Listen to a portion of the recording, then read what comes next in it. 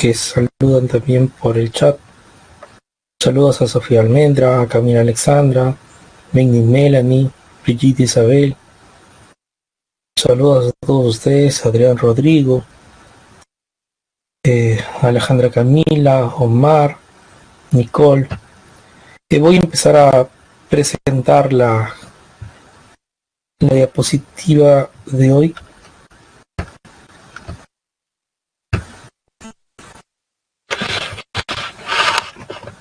Vamos a esperar que cargue unos 5 segundos y ya carga.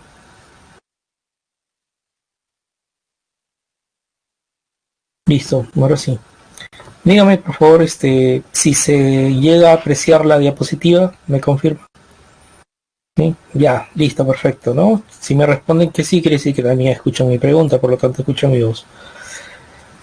Bien, vamos a empezar la semana de hoy, que es la número 9, semana número 9, y vamos a hablar acerca de lo que es la epistemología, ¿no? Eso es lo que vamos a dar cuenta a continuación. Para empezar, tenemos que llegar a definir de manera etimológica esta disciplina filosófica, ¿no? Viene de dos raíces griegas, dos palabritas griegas, que hace alusión a episteme y logos, ¿no? Episteme hace alusión a ciencia, logos hace alusión a teoría, ¿no? Y junto se traduce como teoría de la ciencia, ¿no? O también, si lo quieren, como epistemología, ¿no? Por la raíz misma de la palabra episteme más logos. La definición que se le da a esta denominada disciplina de estudios, disciplina filosófica del nombre epistemología, es que su definición implica dar cuenta de los fundamentos, es decir, las bases, la estructura que propiamente se tenga por parte de lo que es la denominada ciencia, ¿no? Porque la epistemología resume a eso, ¿no? En estudiar la ciencia, ¿no? Por lo tanto, en su definición está fundamentar la ciencia, ¿no? Dar cuenta cuáles son los fundamentos, presupuestos en los que se basa la ciencia.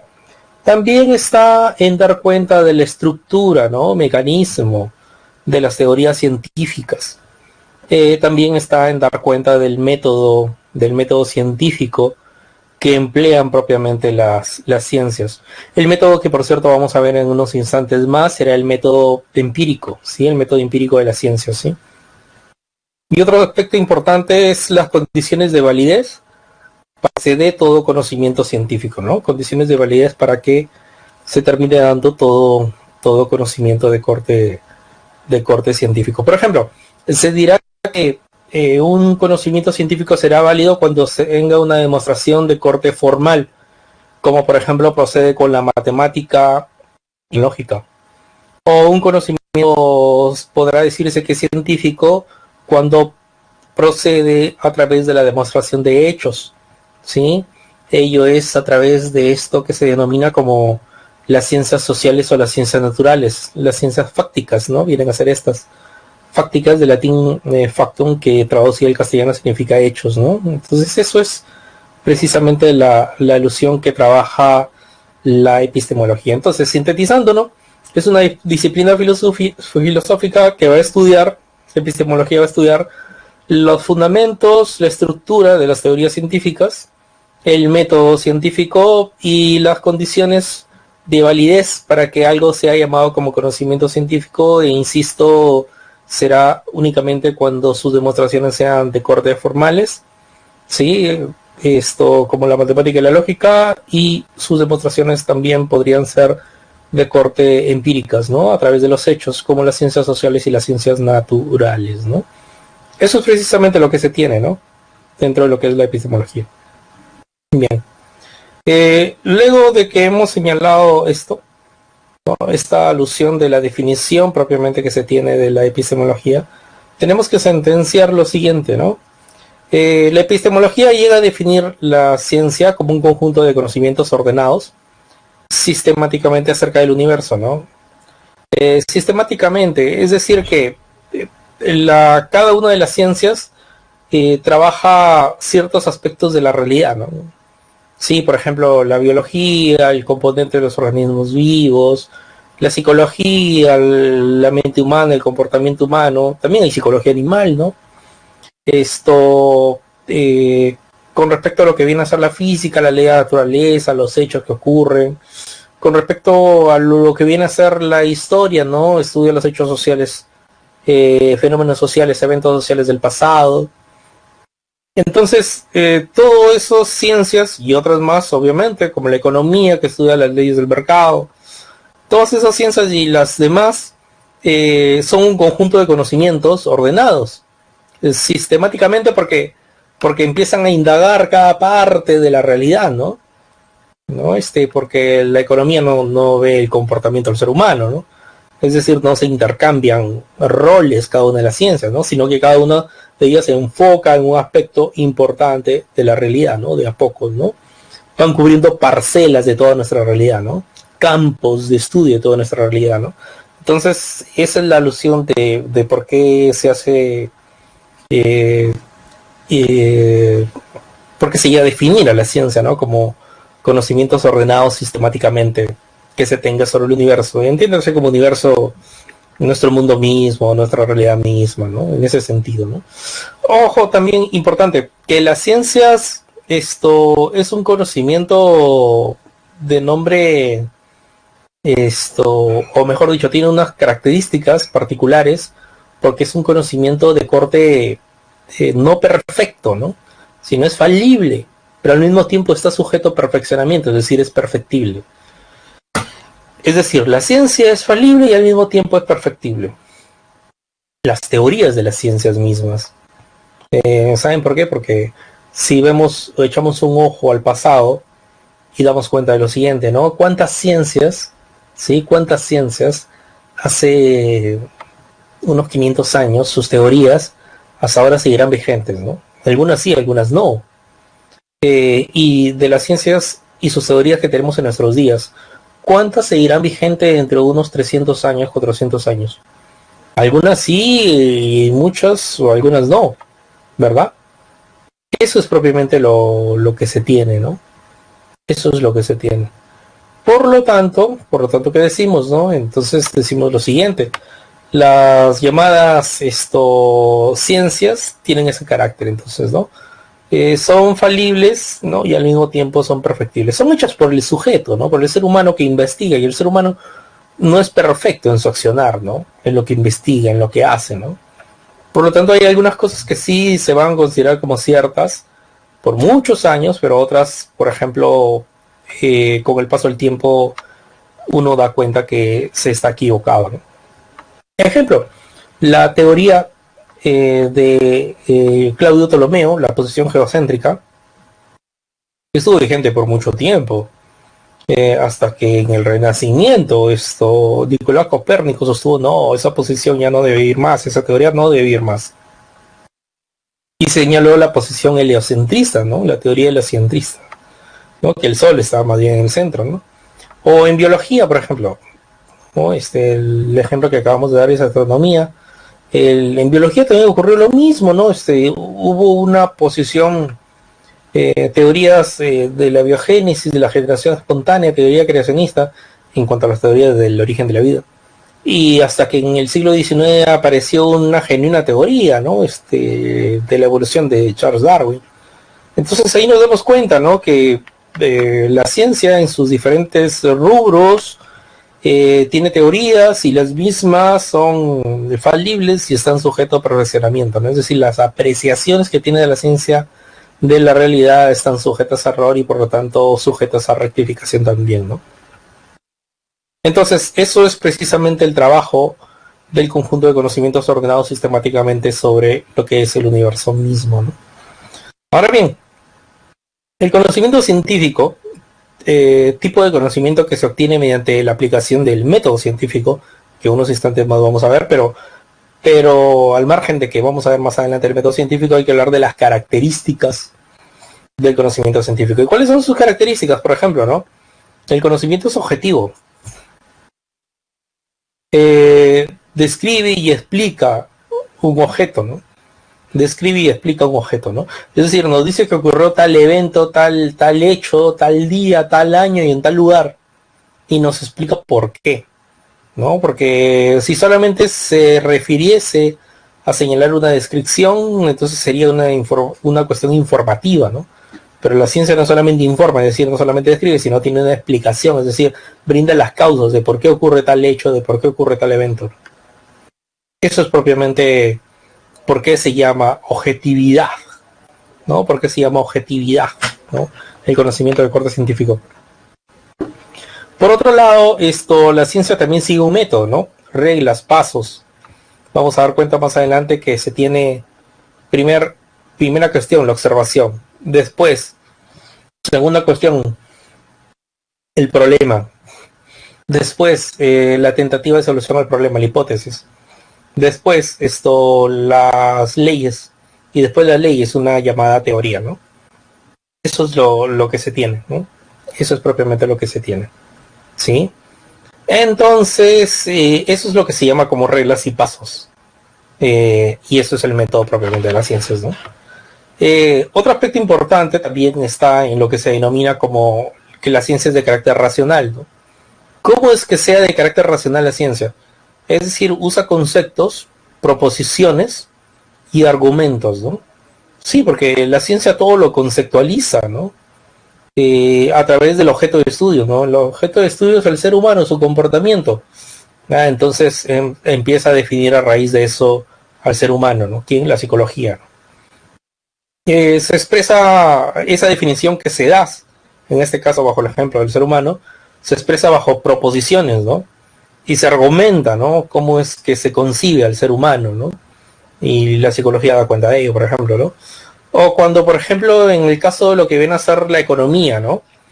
Da cuenta de lo que es la teoría de los mercados, ¿no? Teoría de mercados. Conceptualiza ello, ¿no? Dice que existen leyes en el mercado, ¿no? Ley de oferta-demanda, por ejemplo, ¿no? Y señala ello a través de proposiciones, ¿no? A través de un lenguaje bien argumentado, ¿no? Estructurado, ¿no? Para dar cuenta a la opinión pública de manera general que precisamente cuál es la real labor de la economía, o qué es la economía, o qué es lo que la economía ha encontrado en la realidad, ¿no? Y precisamente eso es lo que se denomina como una cuestión racional, ¿no? Explicar lo que se encuentra en la realidad. Cada una de las ciencias se explica, ¿no? Conceptualiza, define a través de proposiciones y argumentos lo que encuentra en la realidad, ¿sí? ¿Por qué el conocimiento científico es fundamentado, no? Porque está basado en pruebas y demostraciones. Y ya les he venido anticipando que las pruebas y demostraciones existen de dos tipos. ¿Cuáles? Las de corte formal, ¿sí? Que es propio de la matemática y la lógica. Y las demostraciones, denominadas como empíricas o de hechos, que es a través de las ciencias fácticas, ¿no? De hechos, como las ciencias sociales o las ciencias naturales, por ejemplo, ¿no? Eso es lo que se tendría, ¿no? Bien, esa es precisamente la posición que se tiene con respecto al conocimiento de corte científico, ¿no? Comunicado al ciclo ordinario. Todos los alumnos del ciclo ordinario se les recuerda lo siguiente. Las indicaciones. Ah, ya. No, este era... Pensé que era un aviso para mí, pero es un aviso para ustedes. Ya, listo. Lo que está en notas compartidas, me refería. Bien, entonces eso es la definición de ciencia que hemos dado y también las características del conocimiento científico que acabamos de mencionar, que acabamos de dar. Bien, ahí. Luego de dar cuenta de la definición y sus características de la ciencia, la epistemología pasa a clasificar las ciencias, ¿no? Y la clasifica de la siguiente forma, ¿no? Nos dice que hay objetos de estudio y función, ¿no? En la ciencia, ¿no? O sea, ciencias que se clasifican por su objeto de estudio y por su función. Por ejemplo, según el objeto de estudio, existen ciencias formales o fácticas, ¿no? Ideas o conceptos muestran a través de la matemática y la lógica, por ejemplo, ¿no? Las dos únicas, ¿no? Ciencias formales que existen y que vas a encontrar son matemática y lógica. No hay más. Y en el caso de lo que vienen a ser las ciencias fácticas, ¿sí? En el caso de lo que vienen a ser las ciencias fácticas, su objeto de estudio, ¿sí? Remonta a cuestiones de la realidad, de los hechos, ¿no? Fácticas porque viene del latín factum, que traducido al castellano significa hechos. Y ya les dije que estas ciencias se abarcan acerca de los hechos, ¿no? Como las ciencias sociales y las ciencias naturales, ¿no? En las ciencias sociales encontramos la historia, la sociología, la antropología, sí, todas estas ciencias, la arqueología misma también, que a través de hechos demuestra o intenta valerse bajo ese cliché de que es una ciencia, ¿no? Y en el caso de las ciencias naturales como la biología, química, física, que también a través de los hechos mismos intenta, pues, mostrar cosas que se dan en el mundo, en la realidad, ¿no? Entonces, por eso la alusión de que son de carácter fácticas estas ciencias, es decir, que son de carácter de hechos, ¿no? Que todo lo que muestran es a través de eso, ¿no? De cuestiones empíricas de hechos. Por otro lado, encontramos la clasificación de las ciencias según su función, ¿no? Según su función, encontramos las ciencias según su función. Y existen de dos tipos aquí, ¿no? Ciencias puras y aplicadas. Las puras hacen alusión a lo siguiente, ¿no? Esto solo tienen la función de describir, explicar, predecir, ¿no? Sí, describen, explican y predicen. Por ejemplo, lo que viene a ser la física pura, ¿no? La misma economía pura, sí, o también otras ciencias, ¿no? Como la misma biología pura, ¿no? La matemática pura, la química pura, ¿sí? Lo único que pretenden es ensanchar siempre su base teórica. ¿Sí? Eso es lo único que siempre pretenden, ¿no? Ensanchar su base teórica. Desarrollarse cuanto más se pueda teóricamente hablando. ¿Sí? Pero gracias a ese desarrollo teórico es posible, con el paso del tiempo, el desarrollo aplicado. ¿Sí? ¿En qué? En lo que viene a ser las ciencias aplicadas, por ejemplo, gracias al desarrollo de la economía y de la matemática, ahora tenemos las ciencias contables. ¿Sí? Entonces, si no se hubieran desarrollado teóricamente, no sería posible la aplicación hacia la realidad. O gracias al desarrollo, por ejemplo, de la química y de la biología, ahora tenemos las ciencias de la salud, por ejemplo, ¿no? Sí, es un aspecto importante. O gracias a lo que es la matemática, ahora tenemos las ingenierías, ¿no? Las tecnologías. O precisando, cuando tenemos la matemática y la física, tenemos la ingeniería civil, por ejemplo, ¿no? Entonces así nos damos cuenta, sí, así nos damos cuenta en efecto que las llamadas ciencias, según su función, sí, hay dos rubros, ¿no? Puras y aplicadas. Las del lado izquierdo, puras, solamente les importa desarrollarse teóricamente.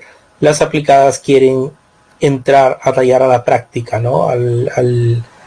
Donde yace el ser humano, ¿no? En su día a día, ahí quieren entrar, ¿no?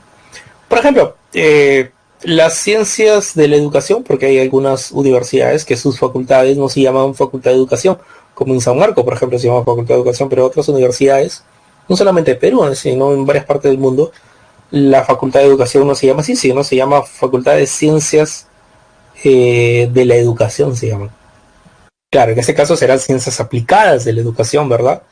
Pero, por ejemplo, un profesor de matemática, un profesor de física, ¿no es cierto? Y cualquier profesor de cualquier materia de estudio de colegio, ¿no? Puede aplicar, es decir, puede enseñar a los niños, gracias a qué? Gracias al desarrollo de las ciencias puras, ¿no? ¿No?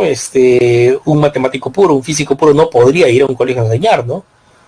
Porque tendría que bajar el nivel y tendría que estudiar estas cuestiones de cómo acercarse, cómo llegar al alumno, como se dice, ¿no? Cuestiones pedagógicas, ¿no? Y para eso sí necesita estudiar parte de la psicología, por ejemplo, también algo de sociología para entender frente a qué público se está enfrentando, ¿no? Entonces, la educación es una ciencia aplicada y viene gracias al desarrollo de una serie de ciencias puras que se han desarrollado a través del tiempo, ¿no? Entonces, eso es precisamente la alusión que se tiene aquí, ¿no? En cuanto a la distinción y la clasificación de las ciencias. Ahora, existe también, una vez que hemos visto la clasificación de las ciencias, existe también lugar a hablar con respecto a las funciones de la ciencia, ¿no? Las funciones de la ciencia básicamente son cuatro: describir, explicar, predecir y aplicar, ¿no? Describir, dar cuenta de los hechos, ¿sí? Dar cuenta de los hechos y dar cuenta de los eventos, fenómenos que se ocurren en la realidad, ¿no? por ejemplo, la historia describe, ¿no? La historia describe, ¿no? Dice esto, sí, la historia describe, dice en ese aspecto, cuándo ocurrió tal guerra y tal revolución, ¿no? Y te dice, ¿no? En tal año o tales años y en tal lugar o en tales lugares. Bien. Pero después no solamente te escribe, porque si te escribe solamente estaría dándote una información nada más. Sin embargo, esto empieza a explicarte, ¿no? Sí, eso es lo que hace, ¿no? Empieza a explicarte. La función de la ciencia de la historia, una de sus funciones es explicarte. Es decir, te brinda las causas de por qué ocurrió tal revolución o por qué ocurrió tal guerra. Entonces ahí ya no se puede. Cuando te dice que ocurrió en tal día, tal año y en tal lugar, es una cuestión descriptiva, pero cuando te dice el por qué, las causas de tal guerra, de tal revolución, entonces es una cuestión explicativa. También puede predecir, ¿no? Por ejemplo, gracias a las descripciones y explicaciones que ha hecho la historia, ¿qué te puede decir? Hay algo sentado y entendido, jóvenes. Que cuando en un sector de la sociedad se siente afectada por el hambre, se siente afectada porque no tiene muchos recursos para comer la sociedad misma, ¿sí? ¿Qué es lo que precisamente esto se tiene a partir de ahí? ¿Qué es lo que se tiene a partir de ahí? ¿No? Se tiene una revolución, ¿no? Se tiene una revuelta por parte de ese sector de la sociedad hacia el gobierno de turno, ¿no? Eso es lo que pasó, o lo que ocurrió con la Revolución Francesa o con la Revolución Rusa, ¿no? Sí, eso fue lo que ocurrió. O sea, partió de la clase baja de la sociedad.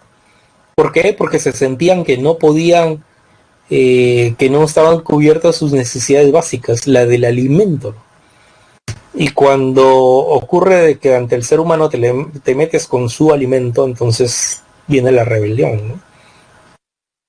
Y esto fue lo que ocurrió en este tipo de revoluciones, ¿no? No estoy diciendo que fue el único aspecto, ¿no? Sino fue el aspecto inicial, ¿no?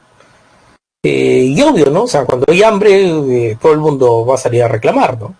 Entonces, una predicción histórica, ¿qué sería?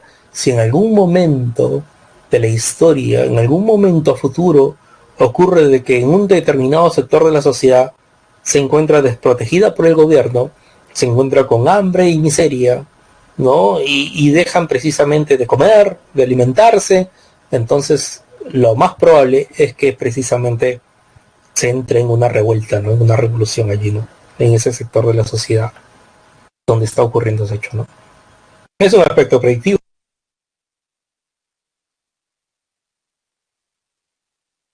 Por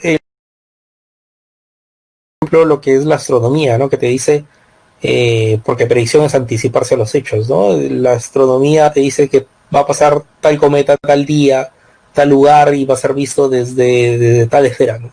No sé. Entonces, ahí, ¿qué es lo que se tiene? Se tiene precisamente una predicción, ¿no? Una predicción, ¿no? Que te digan que va a pasar tal cometa tal día y va a ser visto desde tal lugar de la Tierra, es una predicción. Ahora, las ciencias también tienen una aplicación a la realidad, ¿no? La historia también se aplica, ¿no? ¿Para qué? Para formar o no dejar de adquirir esa cultura, ¿no? Esas costumbres que uno tiene porque es de una nación, de un país determinado, ¿no? Entonces, la aplicación de la realidad vendría a ser precisamente el estudio histórico y por qué dar cuenta de estudiar la historia, por ejemplo, en nuestro país, ¿no? ¿Cuál sería la aplicación de la historia? Dar cuenta que somos una cultura milenaria, dar cuenta que fuimos alguna vez eje de un gran imperio llamado el de los incas, ¿no? Entonces, inculcar a la gente, ¿no? Cultura y costumbres es una de las cosas que tiene la historia y en su rubro de aplicación es que se deja percibir ello, ¿no? La aplicación también de las ciencias a veces no viene a ser con la ciencia misma, ¿no? Sino con sus derivados, ¿no? Por ejemplo, acabamos de ver en la diapositiva anterior que gracias al desarrollo teórico de la matemática pura, de la física pura, de la química pura, de la biología pura, de la misma economía pura y demás ciencias, gracias al desarrollo de todas estas y otras más de manera teórica, es posible la aplicación a la realidad, como las ciencias de la salud, las ciencias administrativas, con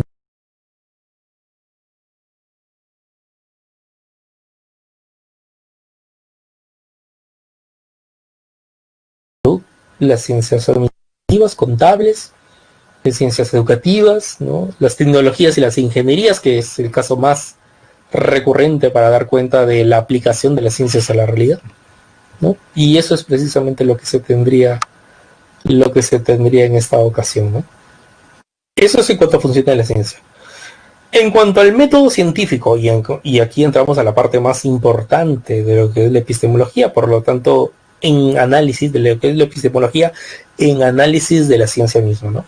Y, y por eso precisamente señalamos a continuación lo siguiente. A ver, lo que viene a ser el método científico, que hay que decirlo bien, ¿no? Es el método científico, pero empírico, ¿sí? Sí, es el método clásico que se revisa en las ciencias, ¿no? Porque existen otros métodos, ¿no? La matemática no procede de manera empírica, ¿no? Incluso es intuitiva, dice, ¿no? Tiene un método intuitivo, o un método inductivo o indirecto, ¿no? Para sus demostraciones, ¿no? La lógica también, ¿no? Tiene un método indirecto como reducción al absurdo, por ejemplo, ¿no? Cuando uno hace inferencias de equivalencias e implicaciones notables en lógica. Pero bueno, ese es otro aspecto. Acá lo único que vamos a revisar va a ser el método científico, pero de carácter empírico, ¿sí? Ojo con eso, ¿no?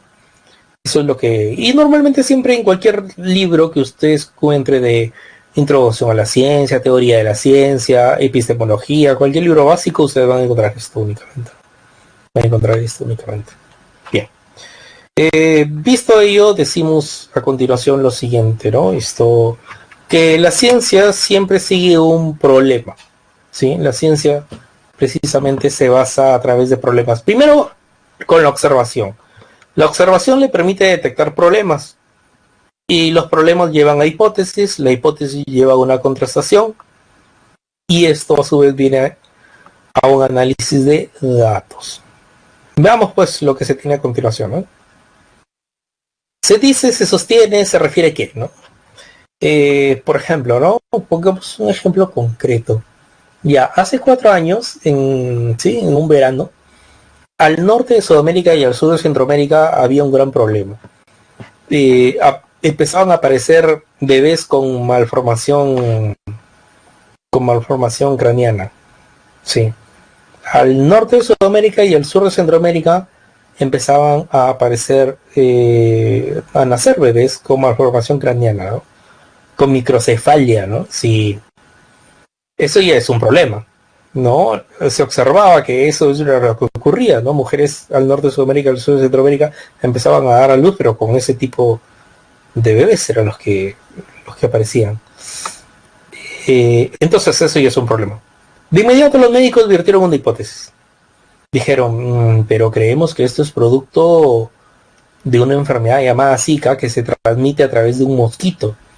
Y que justamente cuando pica a una de estas mujeres, cuando pica a las mujeres que están en estado, esta enfermedad precisamente provoca una malformación en el cráneo, en la cabeza de estos niños que están a punto de nacer, ¿no? O que están por nacer, o que se están formando en el vientre de la madre. Creemos que eso es así, ¿no? Ya, pero eso creemos que eso es así, es una hipótesis, ¿sí? El creer que el Zika era el culpable de que naciesen niños con microcefalia con malformación craneana, eso solamente es una hipótesis. Había que contrastar la misma. O a veces también en algunos textos va a aparecer contrastar o experimentar, ¿no? Primero se contrasta, ¿no? ¿De qué forma, no? Por ejemplo, ¿no? Fueron al norte de Sudamérica, al sur de Centroamérica muchos médicos y precisamente en los hospitales, clínicas, postas médicas, empezaban a entregar un formulario, ¿no? A toda mujer que precisamente recién daba a luz. El formulario era sobre los síntomas del Zika que la mujer supuestamente tendría durante el tiempo de embarazo. Y le decían, pues, ¿no? Al final decía el formulario, ¿y usted tuvo estos síntomas en el tiempo de embarazo? Y la mujer respondía, no. Y los médicos decían, ajá, respondió que no tenía ni uno. A ver, veamos cómo nació su bebé. Ah, nació normal, nació bien. Bien, perfecto, está bien, se cumple. Y aquellas mujeres que en el formulario respondían de que sí, no, sí tuvo el Zika en el tiempo de embarazo, sí ha tenido los síntomas, uy, ya, a ver cómo nació su bebé. Ah, mira, con malformación craneana, con microcefalia. Ah, ya, listo, perfecto. Y así hicieron una gran muestra, ¿no? Contrastando la hipótesis, ¿no? Y a su vez que están contrastando, están experimentando, pues, la hipótesis misma, ¿no? La están experimentando, ¿no? Le están dando a dar cuenta si es cierta o no la misma, ¿no? Y eso era lo que ocurrió. Bueno, luego, eso ocurrió entre los meses de marzo, abril, más o menos, ¿no? Luego esperaron un tiempo prudente para hacer un análisis de los datos que habían obtenido producto de la contrastación. Es decir, viene el cuarto paso, análisis de datos. Y esperaron más o menos hasta octubre, noviembre. ¿Y por qué? De ese año 2016. ¿Por qué? Porque decían, pero hay mujeres entre marzo y abril que estamos, 2016, y que recién tienen unos pocos meses de embarazo y recién van a dar a luz en octubre, en noviembre, en septiembre, por ahí. Entonces esto hay que esperar el desenlace, pues, ¿no? Entonces, con los datos extraídos hasta ese momento, de marzo-abril, hay que esperar, ¿sí? Hay que esperar. Y eso fue lo que hicieron, pues, ¿no? Esperaron más o menos hasta esos meses y otra vez, con lo mismo, ¿no? Con el formulario, ¿sí? Y teniendo en cuenta esto, el formulario y los síntomas mismos que describían el formulario, empezaron a preguntarle otra vez a las mujeres, ¿no? Para hacer un análisis de datos final, ¿no? Señora, disculpe usted, tiene aquí este formulario y diga si tuvo los síntomas durante su tiempo de embarazo. Responda, por favor, ¿no? Y aquellas respondían de que sí, iban donde el bebé otra vez, tenía malformación, sí, tenía microcefalia, entonces coincide, ¿no? Porque sí tuvo el sícaro de tipo de embarazo. Y algunos respondían de que no, volteaban y daban cuenta, ah, bueno, sí, correcto, ¿no? Porque no tuvo el sícaro de tipo de embarazo y su bebé ha nacido normal, está bien. Entonces, análisis de datos, los datos que en principio habían extraído de la contrastación, en otro nuevo análisis, llegaron a dar cuenta de que sí, ¿no? Se reafirma la hipótesis, ¿sí? Sale positiva la misma, ¿no? Otra vez. Ojo, ojo con lo que voy a decir, que no es un dato menor. En ciencia, la epistemología considera que en ciencia no hay verdades, hay aproximación a la verdad. Así, por ejemplo, una superficie no es lisa al 100%, ¿no es cierto? Es un aproximado, ¿no? Bueno, ya hemos partido de la definición de que la ciencia no es un conocimiento perfecto, ¿no? Es falible y al mismo tiempo está sujeto a perfeccionamiento, es perfectible, ¿no? Eso es propiamente lo que se tiene, ¿no? Eso es lo que se tiene. Ya. Eso es por un lado, ¿no?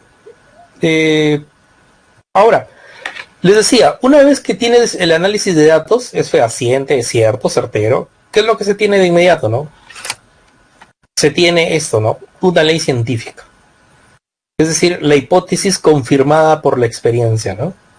La hipótesis confirmada por lo que viene a ser la experiencia, ¿no? Eso es la alusión, ¿no? Eso es la alusión, ¿no? La hipótesis confirmada por la experiencia. Esa hipótesis que ha sido confirmada por la experiencia, ¿no? Porque, como les dije hace unos instantes, fueron hacia las clínicas y hospitales a contrastar, ¿sí? Lo que encontraron, el resultado de esa contrastación, son precisamente hipótesis confirmadas, ¿no? Por la experiencia.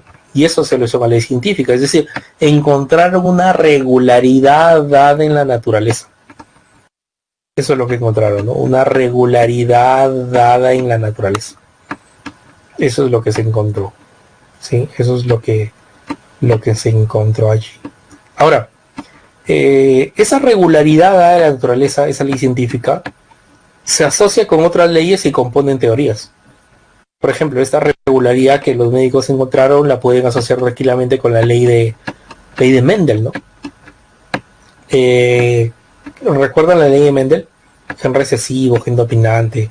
Cuando se junta una persona de tez morena con una persona de tez trigueña, la persona de tez morena, su color de tez, va a predominar en el bebé, ¿no? En el niño o niña que van a nacer, ¿sí? Entonces, a lo que voy es que puedes encontrar un par de leyes o más relacionadas a una teoría genética, por ejemplo, ¿no? Pero nunca vas a encontrar varias teorías arroladas a una ley, nunca así. Por ejemplo, en economía se ve ley de oferta, ley de demanda elástica, ley de demanda inelástica, ley de demanda unitaria, y todo ello, ¿dónde lo ves? En teoría de mercados, ¿sí? En teoría de mercados. Entonces ahí nos damos cuenta, ¿no? Ahí nos damos cuenta que una teoría es mucho más amplia, porque tiene proposiciones generales, ¿no? Sobre los fenómenos o hechos que han sido contrastados, es decir, vienen producto de hipótesis, ¿no es cierto?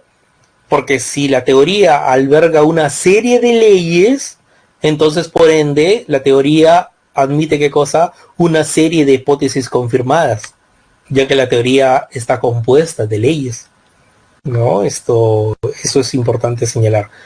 Entonces la teoría científica son proposiciones generales sobre los fenómenos, hechos, entidades, relaciones y leyes que estructuran la realidad, ¿no? Eso es, ¿no? Las teorías científicas a veces tienen dentro de sí muchas leyes, ¿no? Que tratan de explicar la misma la realidad, ¿no? Han encontrado regularidades en la naturaleza misma, ¿no? Entonces eso es precisamente importante señalar y sostener, ¿no? Bien, eso es precisamente lo que se tiene con respecto a la distinción de ley científica y teoría científica, ¿no? Insisto, una ley es producto, ¿no? De lo que viene a ser la metodología de investigación científica, miren, problema, hipótesis, contratación, análisis de datos, bajo el ejemplo señalado, y si la hipótesis queda confirmada, se ha contrastado bien, el análisis de datos ha sido certero, entonces la hipótesis confirmada pasa a ser una ley científica, otra regularidad que uno ha encontrado en la investigación, ¿no? En la naturaleza, ¿no? Que uno ha investigado. Bien, que se puede asociar con otras leyes, sí, y producto de ello nacen las llamadas teorías, ¿no? Teorías. Entonces las teorías uno puede encontrar una ley o varias, ¿no? O varias. Nunca al revés, ¿no? Insisto con esta idea, ojo con esta idea. Nunca al revés. No es que puedes encontrar en una ley varias teorías, no, nunca sí. En una teoría puedes encontrar varias leyes, sí, ¿no?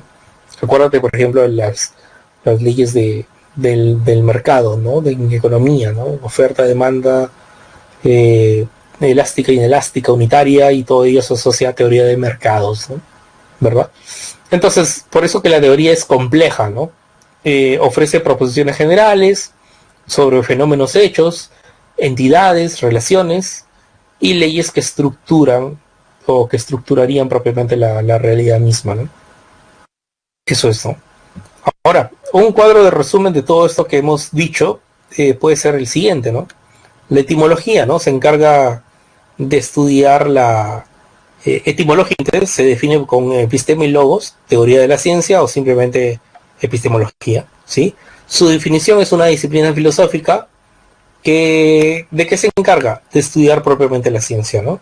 Y llega a definir la misma como un conjunto de conocimientos, ¿no? Que son estructurados y que además son, llamémoslo así, como sistemáticos de la realidad, ¿sí? Son estructurados y sistemáticos de la realidad, la ciencia misma, su conocimiento que ofrece, y son falibles y al mismo tiempo están sujetos a perfeccionamiento, ¿no?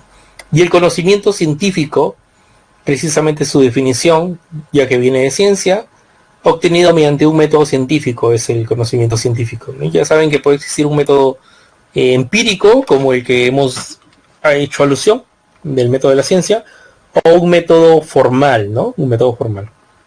Características del conocimiento científico: es objetivo, metódico, racional y fundamentado, ¿no? ¿Por qué la ciencia tiene como característica el ser objetivo? Conocimiento científico, características porque es objetivo.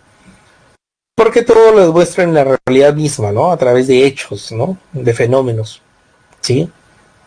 O a través precisamente de la formalidad, ¿no? Como la lógica y la matemática, ¿no?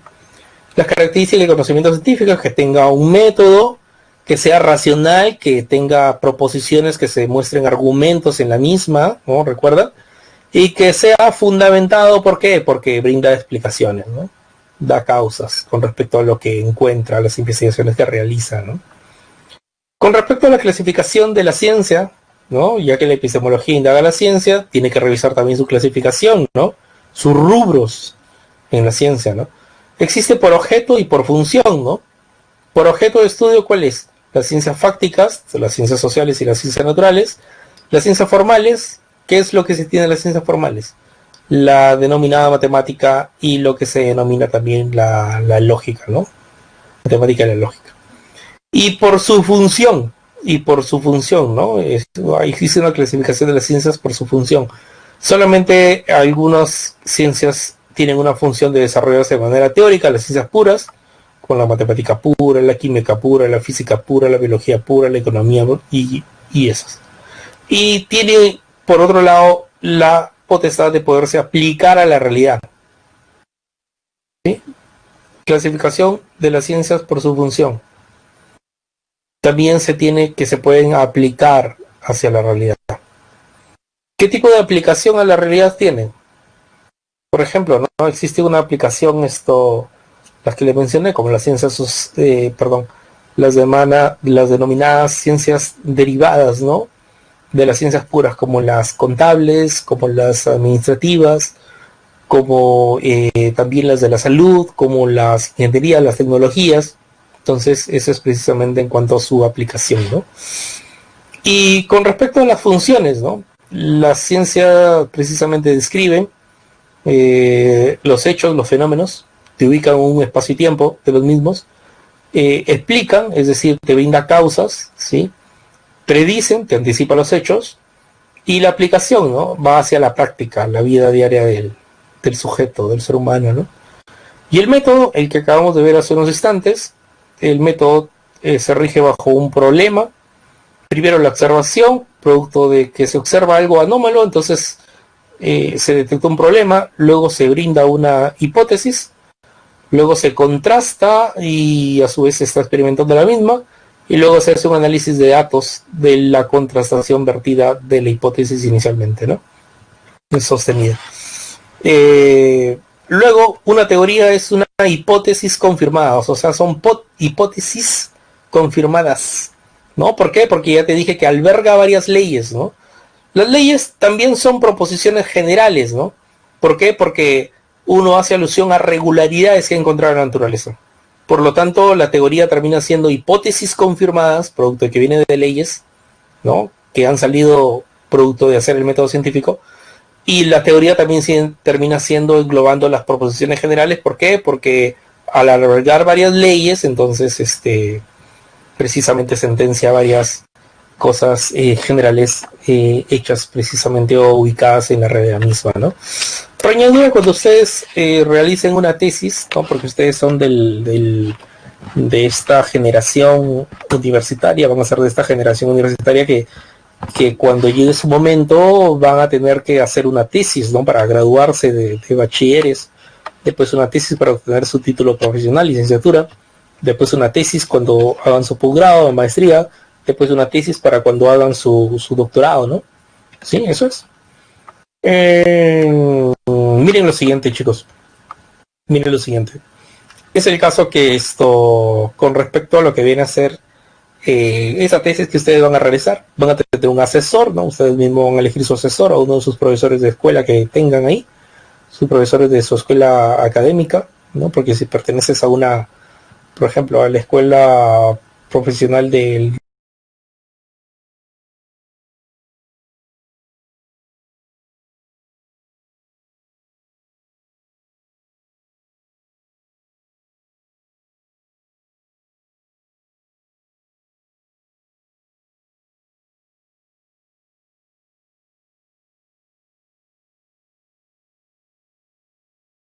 literatura, entonces vas a tener que elegir a alguien de esa escuela para que sea tu asesor, ¿no? Si es que eres literato, si es que eres un médico, vas a tener que elegir a alguien de la escuela profesional de medicina, ¿no? Para que sea tu asesor.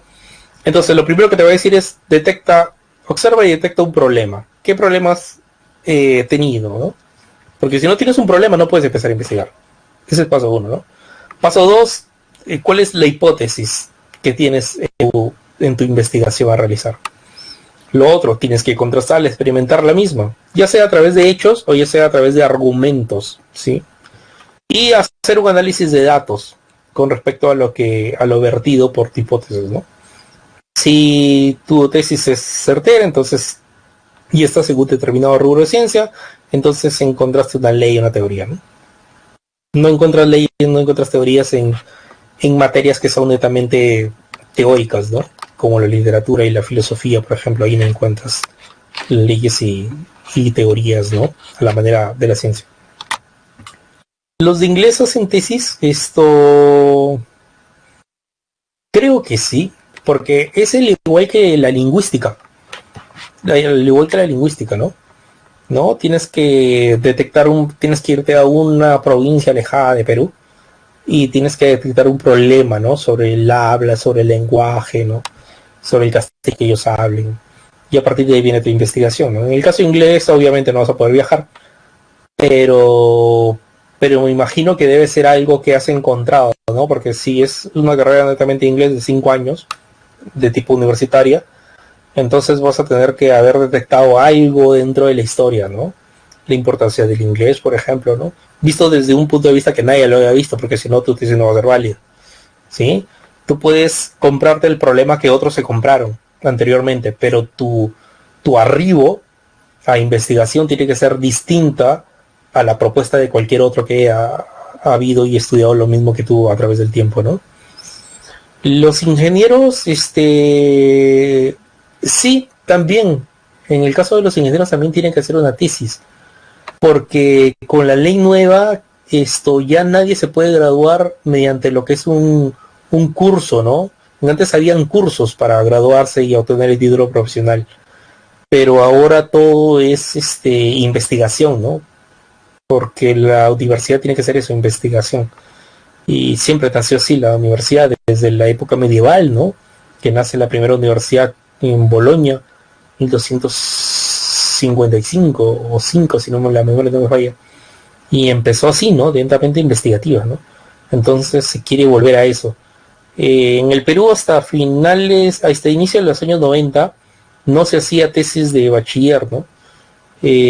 Perdón, se hacía tesis de bachiller, ¿no? A partir de pero en los años 80 fue muy convulsivo, ¿no? Por la época del terrorismo y todo eso. Pero después se decidió a que, bueno, ya los universitarios no hagan tesis. ¿Por qué? Porque en los años 80 sobre todo había mucha deserción universitaria de los alumnos, ¿no? Por este tema de que las universidades estaban tomadas por esos, por el terrorismo y todas esas cosas. Y entonces hubo una ley que facultó a que necesitamos profesionales, necesitamos promover profesionales. Entonces, finales de los 90 hasta lo que viene a ser hace unos 4 o 5 años atrás, el bachiller era automático, ¿no? Para dar la posibilidad que existan más profesionales, ¿no? Pero como la sociedad ya se estabilizó otra vez, ¿no? Entonces hay que volver a que la universidad sea netamente investigativa, ¿no? Entonces, tesis de grado de bachiller para aquellos que terminan sus 5 años de estudio en la universidad, ¿no? Por ahí creo que hay una u otra carrera que no admiten tesis de bachiller, ¿no? Creo que solamente es un curso o mediante prácticas, ¿no? Pero creo que ya son escasas y pocas, ¿no? Son escasas y pocas, ¿no? Esto es precisamente lo que se tiene, ¿no? En el caso antes, esto de los años, inicio de los 90 hacia atrás, por ejemplo, solamente ibas de frente a lo que es ibas de frente a lo que es doctorado, ¿no? Por eso que incluso encuentras personas que son doctores sin ser magíster, ¿no? Sobre todo los que tienen bastante edad, ¿no? 70 años, 65 años, porque ellos estudiaron en una época donde tranquilamente tú podías ser bachiller y automáticamente sacas tu título profesional de licenciatura y te lanzabas directo al doctorado, ¿no? Pero ahora no, ahora hay una secuencia, ¿no? Bachiller, 5 años de estudio, das tu tesis de bachiller, después sacas tu título profesional, luego haces 2 años de maestría para ser magíster y después 3 años, ¿no? Hasta eso han cambiado porque antes solamente eran 2 años de doctorado, ahora son 3 años de doctorado y sacas una tesis de grado de doctor. Entonces para que tú tengas un doctorado en la profesión que hayas elegido, ¿no? Siempre